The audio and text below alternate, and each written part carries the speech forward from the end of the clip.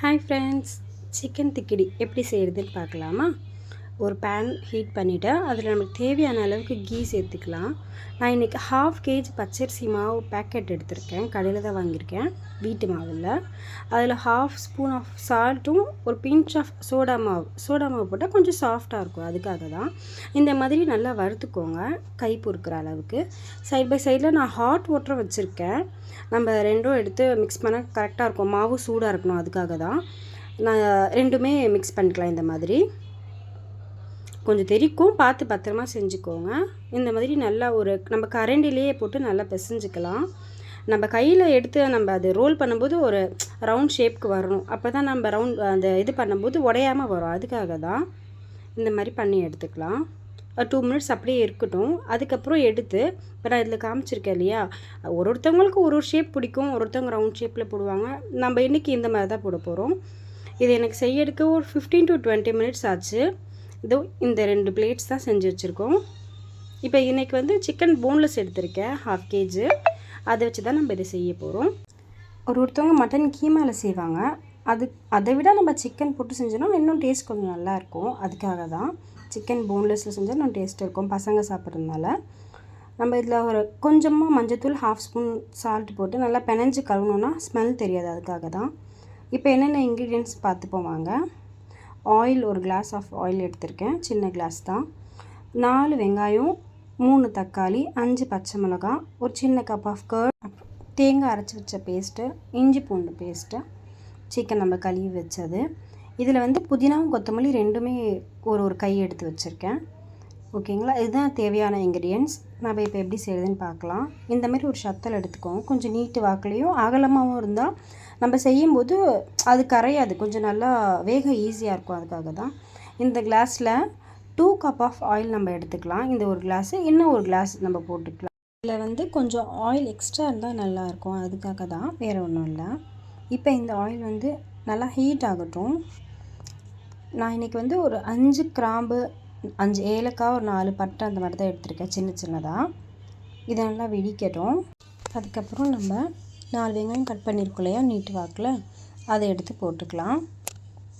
அது நல்லா ஒரு மாதிரி கண்ணாடி மாதிரி இருக்கும் பார்த்திங்களா. இப்போவே நம்ம உப்பு போடக்கூடாது. கொஞ்சம் கண்ணாடி பதம் வரும்போது ஒரு 1/2 ஸ்பூன் ஆஃப் சால்ட் போட்டுக்கலாம். அப்போ தான் நல்ல ஒரு மாதிரி கோல்டன் ப்ரௌனில் வரும். நம்ம சால்ட் போட்டோன்னா கொஞ்சம் சீக்கிரமாக வதங்குற மாதிரி இருக்கும். அதுக்காக தான் இந்த மாதிரி ஒரு நல்ல கோல்டன் ப்ரௌன் கலரில் வரணும். அதுக்கப்புறம் நம்ம அரைச்சி வச்சுருக்க இஞ்சி பூண்டு பேஸ்ட் 1/2 கப் எடுத்துக்கலாம். அதை இந்த மாதிரி நல்லா எண்ணெயில் போட்டு ஒரு 2 minutes சாட்டே பண்ணிக்கலாம். அப்போ தான் அதோட அந்த ரா ஸ்மெல்லாம் இல்லாமல் இருக்கும். இந்த மாதிரி நல்லா சாட்டே பண்ணிக்கோங்க. நெக்ஸ்ட்டு நம்ம இந்த இஞ்சி பூண்டு பேஸ்ட்டோட ஸ்மெல் போயிட்டதுக்கப்புறம் நம்ம வாஷ் பண்ணி வச்சுருக்கோம் இல்லையா சிக்கன் போன்லெஸ், அதை நம்ம இதிலே போட்டுக்கலாம். ஒருத்தவங்க தக்காளி போட்ட அப்புறம் போடுவாங்க. நான் எப்போவுமே இந்த மாதிரி தான் பண்ணுவேன். இந்த மாதிரி பண்ணால் கொஞ்சம் அந்த ஸ்மெல் இல்லாமல் இருக்கும். அதுக்காக தான். இந்த சிக்கன் இந்த எண்ணெயிலேயே நல்லா வதங்கி வரணும். அதோட கலர் ஒரு மாதிரி சேஞ்ச் ஆகி வரணும். நல்லா பியூர் ஒயிட்டில் இருக்கும் இல்லையா, அந்த மாதிரி வரும்போது நம்ம கட் பண்ணி வச்சுருக்கிற புதினா, கொத்தமல்லி ரெண்டுமே சேர்த்து தான் வச்சுருக்கேன். அதை ரெண்டுமே போட்டுக்கலாம். நம்ம இந்த கொத்தமல்லி புதினா போட்டுட்டு ஒரு 2 minutes இந்த எண்ணெயிலேயே நல்லா சாட்டே பண்ணிவிட்டு இந்த மாதிரி இருக்கும். அதுக்கப்புறம் நம்ம கட் பண்ணி வச்சுக்க டொமேட்டோவும் 5 பச்சை மிளகாய் இருக்குது. இது ரெண்டுமே நம்ம ஒன்றா சேர்த்தே போட்டு நல்லா வதக்கிக்கலாம். அந்த தக்காளிலாம் நல்லா ஒரு பேஸ்ட் மாதிரி வரணும். ஒரு 2 minutes தட்டு போட்டு நம்ம மூடி வச்சோம்னாலே அது நல்லா வதங்கி வந்துடும். இப்போ பாருங்கள், இதில் இப்படி நல்லா வதங்கி வந்திருக்கு. வெங்காயம், தக்காளி எல்லாம் சேர்ந்து நல்லா வதங்கி வந்திருக்கு பாருங்கள். இப்போ இதில் ஒரு 1/2 ஸ்பூன் ஆஃப் சக்தி மிளகாத்தூள், வீட்டில் அரைச்ச குழம்பு மிளகாத்தூள், மஞ்சத்தூள், இது 3மே சேர்த்து நல்லா நம்ம வதக்கிக்கலாம். அந்த பச்சை வாசனை போகணும். அப்போ தான் சாப்பிடும்போது ரொம்ப காரமாக இல்லாமல் குழந்தைங்க கொஞ்சம் சாப்பிட்றதுக்குமே கொஞ்சம் நல்லாயிருக்கும். அதுக்காக தான் இந்த மாதிரி நல்லா வதக்கி விட்டுக்கோங்க. இப்போ நம்ம போட்ட மசாலாலாம் நல்லா வதங்கி மேலே எண்ணெய் பிரிஞ்சு தனியாக இந்த மாதிரி வரணும். இந்த ஸ்டேஜில் நம்ம ஒரு 1/4 கப்பு தயிர் எடுத்து வச்சுருக்கோம்ல, கட்டியான தயிர், நல்லா கட்டியாக இருக்கணும். அதை போட்டு நல்லா நம்ம வதக்கி விட்டுக்கலாம். அந்த தயிர் நல்லா கரைஞ்சி வரணும். அது வரைக்கும் நம்ம வதக்கிக்கலாம். நம்ம அந்த தயிர் போட்டோம் இல்லையா, அது இந்த மாதிரி திட்டாக தெரியக்கூடாது. அது நம்ம மசாலாவோட நல்லா கரைஞ்சி வரணும். ஒரு 2 நிமிஷம் போதும் அது கரையிறதுக்கு. அதுக்கப்புறமா நம்ம அரைச்சி வச்சுருக்கோம் இல்லையா தேங்காய் பேஸ்ட், ஒரு 1/2 கப் இருக்கும். நல்லா மையாக அரைச்சிக்கோங்க. வேணும்னா ஒரு 2 முந்திரி போட்டுக்கலாம், கொஞ்சம் நல்லாயிருக்கும் டேஸ்ட்டு. நான் இன்றைக்கி வெறும் தேங்காய் பேஸ்ட் மட்டும்தான் போட்டிருக்கேன். போட்டு நல்லா வதக்கி விட்டுக்கலாம். இதே சேம் மெத்தடு தான். இந்த தேங்காய் வந்து நல்லா வதங்கி எண்ணெய் பிரிஞ்சு மேலே வரணும். நெக்ஸ்ட்டு நம்ம செஞ்சு வச்சுருக்கோம் இல்லையா தெக்கடி, அது வேகிறதுக்கு தேவையான அளவு தண்ணி ஊற்றிக்கலாம். இப்போ இந்த ஸ்டேஜில் நம்மளுக்கு தேவையான அளவு காரம், உப்பு, புளிப்பு எல்லாமே இருக்கான்னு செக் பண்ணிக்கலாம்.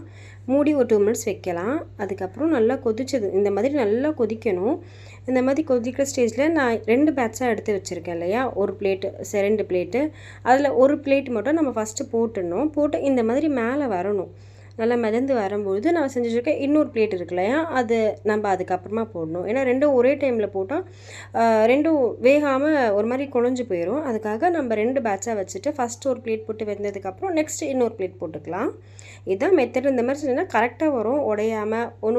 ஒரு தடவை நம்மளுக்கு செய்யும் போதே கரைஞ்சி போயிடும். அந்த மாதிரிலாம் ஆகாமல் நல்லாயிருக்கும். ஒரு 10 மினிட்ஸ் கொதிக்க வச்சிங்கன்னா போதும். அதுக்கப்புறம் நம்ம ரொம்ப நேரம் வந்து அதை வேக வச்சாலுமே ஒரு மாதிரி ஹார்ட் ஆகிடும். 10 மினிட்ஸ் போதும். லோ ஃப்ளேம்லனா ஒரு 5 மினிட்ஸ் லோ ஃப்ளேமில் வச்சுட்டு நீங்கள் அடியிலேருந்து கிளக்கி விட்டிங்க இந்த மாதிரி இருக்கும்.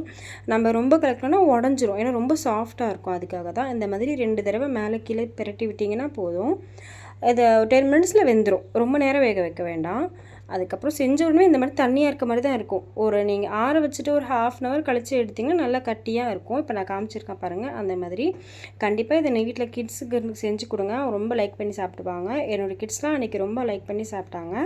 இது என்னோடய ஃபஸ்ட்டு வீடியோ, என்னோடய நியூ சேனல். சப்ஸ்கிரைப் பண்ணிக்கோங்க. இனிமேல் நான் டெய்லி போடுற வீடியோஸ் உங்களுக்கு வரும். தேங்க்யூ. நெக்ஸ்ட் வீடியோவில் மீட் பண்ணலாம். பாய்.